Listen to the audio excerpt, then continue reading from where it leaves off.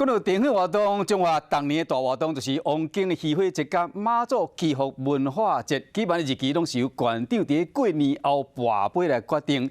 去年王惠美连续跋2杯，跋无杯，被解读讲是这是疫情的影响。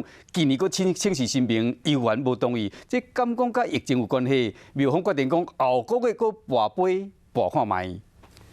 今年王景戏火节和妈祖祈福文化节同时举办，中华馆长王惠美跋杯问妈祖，一摆跋无就换另外一个日期，要是无杯，搁换一个日期。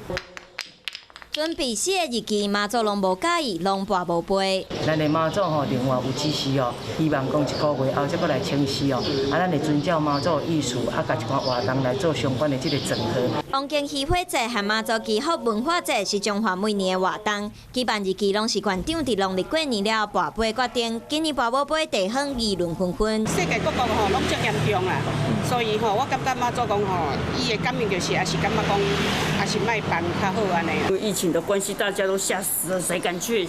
那我也不要去啊。也是怕疫情这个继续有传染的部分啦，所以他们这个责任上也不敢担当。